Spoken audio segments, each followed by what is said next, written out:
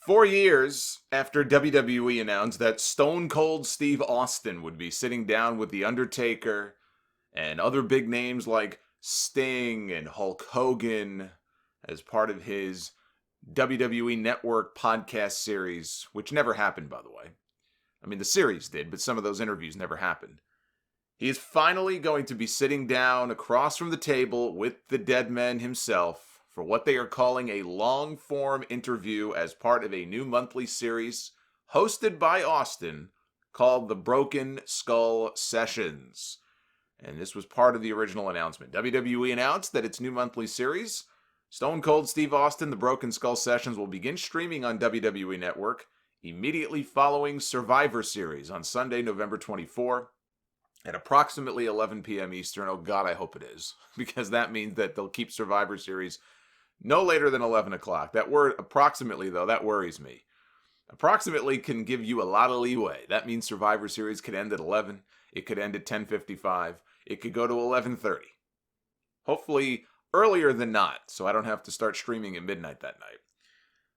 But hosted and produced by Stone Cold, the series will feature no-holds-barred one-on-one conversations with the biggest names in WWE history, including legends, superstars, and celebrity guests. For the premiere episode, Austin welcomes The Undertaker, Mark Calloway, for a rare long-form interview with one of the most prolific and enduring superstars of all time, filmed at Austin's home studio in Southern California. Each episode, I'm surprised it's, well, maybe it is. Is it in Los Angeles? Isn't that what he says, right? That's what he calls it. Los Angeles, California. Each episode of the Broken Skull Sessions will contain more than an hour of engaging, candid conversation with guests. And so, even though that says more than an hour, the trailer that they posted for this online, which has about 30 seconds or so of footage, calls it an unprecedented 2-hour event. So maybe it's somewhere in between. Maybe they're breaking it up into two parts, which would be kind of smart. I mean, think about it. The Undertaker has been around for about 50,000 years, right? In this company. I mean, he is an undead zombie, so maybe he has been around for that long. I'm sure this guy's got hours and hours and hours of stories to tell. And so the idea that they would maybe film 2 hours and break it up into 2 episodes, get 2 episodes. I mean, shit, get 3 episodes out of it. Make a whole anthology series out of it. And that way you get people coming back for 2 weeks in a row, 3 weeks in a row. I don't know if that's what they're doing. That's what I would do. Just break it up and keep people coming back. You want to boost subscribers to your network, that's what I would do. But I don't know if it's 2 hours or not. I'm still looking for confirmation on that. We know it's going to be at least an hour. And WWE Network, the reason I can't check is because WWE Network no longer allows you to search their schedule by day. You can only look at that day's schedule, unless I'm missing something, at least in the version that I'm using. You used to be able to skip ahead by a few days, maybe a week, see what the schedule was going to be. Now you can't do that. So I can't even look on their website and see how long they've blocked out for this show next Sunday. But Undertaker has been making himself, it feels like he's been making himself more available for interviews like this than he has in the past. He did that one sit down with, what was his name? Pastor Ed Young at whatever church he's affiliated with, which was probably the most insightful interview that he's ever given on a personal level, in terms of getting to know more about him on a personal level, beyond just pro wrestling. He opened up about his faith and how his wife started taking him to church with her, and now he goes to church every week. He's got to atone for tying Stone Cold to that cross all those years ago, which WWE used to argue it's not a cross, it's a symbol. As if that wasn't the symbolism they were going for. I mean, that's all semantics now. Yes, technically it was not a cross, it was a symbol, but give me a fucking break. It's like the Goldust thing. Remember when Goldust was like 2002, 2003? That Howard Stern interview that he gave. This is when WWE used to let some of its talent go on Howard Stern. Hell, Vince McMahon went on Howard Stern. Stephanie McMahon went on Howard Stern and was talking about the kind of sex that she liked having with Triple H, which I won't get into here for all the kiddies that may be listening. It's amazing. It's like the tale of two companies, like some of the things they used to do. But anyway, Goldust was on with Stern at one point, and this was after Evolution attacked him. and electrocuted him. They threw him on Raw into that electrical panel and sparks flew, and it was this whole big angle that they shot. And so Goldust would start randomly shouting things out like he had Tourette's syndrome. But in this interview, he was adamant. They would say, oh, so you got Tourette's? And he's like, no, it's not Tourette's. It's a neurological condition. Like, sure it is. Okay, sure. So I, for one, hope that The Undertaker apologizes to Stone Cold, not only for that, but for trying to embalm him alive.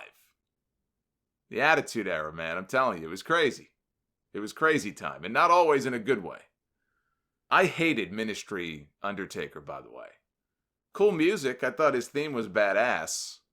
There were elements that were cool, and I did like the first blood match that he and Austin had at Fully Loaded. But yeah, and I was not a fan of the Ministry Undertaker character. Undertaker is probably the one guy outside of Vince McMahon who I would love to see write a book on his career. And the McMahon one I would trust about as much as I trust the Hogan one for accuracy. But being able to watch these two on video, shooting the shit back and forth, that should be a lot of fun. So I was thinking about this, and I said, if the shoe was on the other foot and it wasn't Austin doing the interview, let's say that Austin was run down by a car, again, by Rikishi, and they chose me to do the interview. Now, why they would do this, I have no idea, but let's just play along with me here. So what are some of the questions that I would ask The Undertaker if I had the chance to sit down and get it's like the holy grail of wrestling interviews. If I had the chance to sit down with The Undertaker, here's a sampling of some of the questions that I would like to ask him. It's pretty well known that The Undertaker likes his whiskey. I believe he's a Jack Daniels guy. Smart man. And there's stories, there's tons of stories, but there's stories about, remember Wrestler's Court, you hear about that? You don't hear about that anymore. Wrestling seems so boring now. It seems so sanitized. You don't hear about Wrestler's Court and all these stories. But back in the day, you would hear about that. Undertaker would be either the judge or he would play some other role in Wrestler's Court. And you would hear stories and read stories online about people buying him like a bottle of Jack as a way to ingratiate themselves with him and kiss his ass, basically. A bottle of Jack for The Undertaker. Bottle of Jack for The Undertaker. You'd hear about people get, a little cognac for Booker T. If Chris Jericho was there, it would no doubt be Grey Goose. Forget the bubbly. I hope to one day meet a young lady who looks at me the way that Chris Jericho looks at a bottle of Grey Goose vodka. So I would ask him about his whiskey preferences. See, someone has to ask these tough questions. Here's another one. Why are you so afraid of cucumbers? Yes, The Undertaker is said to be terrified of cucumbers. So are cats, by the way. Which only means one thing. The Undertaker is, in fact, a cat. Or Mark Calloway, I guess. It would be more appropriate to say Mark Calloway. The Undertaker is afraid of nothing other than Father Time. Mark Calloway, he doesn't like cucumbers. Paul Bear talked about it. Many years ago, he did an RF Shoot interview with Jim Cornette. He can't stand them. He said the Undertaker, can't stand them. He can't be around them. He said pickles are fine. He's fine with pickles. And I'm the same way, by the way. I love pickles. Can't stand cucumbers. But I'm not as bad as The Undertaker apparently is with them, where I can't be in the same vicinity with cucumbers. Paul said that he used to take cucumbers and he would put them in Undertaker's hat. Before they went out for a match, he would slip them into his gloves. He would torture this man. There was one time he said he saw The Undertaker, throw up all over the place at a Waffle House. And really, I could just cut the sentence off right there and say no more. Waffle House is hardly gourmet dining. But he threw up at a Waffle House when he spotted a cucumber floating in his iced tea. I think it might have been Owen Hart who pranked him. Bruce Pritchard on his podcast also talked about this. So I would ask the question, why? Where does this hatred and this fear of cucumbers stem from? Did your mother make you eat them as a child against your will? Is that why The Undertaker killed his parents? Because they made him eat fucking cucumbers? You know, was it an old girlfriend who was a little too kinky in bed and did unspeakable things to you with a cucumber? We deserve to know the truth. Asking the tough questions. So with all the fluff out of the way, I would get down to brass tacks, get a little more serious. I would ask, how close did he really come to jumping ship to WCW? You know, Eric Bischoff has said that there were never any serious conversations with Mark Calloway. Kevin Nash says something very different. Kevin Nash has done shoots, and he said that they were very close. It was around the time that The Undertaker became the American Badass in WWE. He had been out for many months with an injury. He was unhappy with the direction of his character. Nash could be right by that timeline, because how would Bischoff even know he lost power in WCW during that period when this would have happened? So who's telling the truth? How close did Undertaker, if at all, ever come to jumping ship to WCW? I would talk about that loyalty that he's had to the company for so many years. And why? When so many other people went elsewhere, why did he not do the same thing? What was his beef with DDP when he came to WWE? Because he buried the shit out of that guy. I would be curious to know. The streak. Was there ever a time where he wanted to do the honors for someone and he was turned down? He was rejected by Vince McMahon. And of course, I'd have to ask about the match with Brock Lesnar, WrestleMania 30. You know, Vince McMahon, when he did the Stone Cold podcast, he said that The Undertaker wanted to do the right thing. And it was funny because Stone Cold didn't seem to buy what he was saying. He was like, wait a minute, you mean to tell me that this was The Undertaker's decision? And then eventually Vince finally confessed and said, well, you know, it was my call, but, you know, he went along with it because he's a company guy and he's always willing to do the right thing. And you know, there may have been some resistance on The Undertaker's part to lose that night.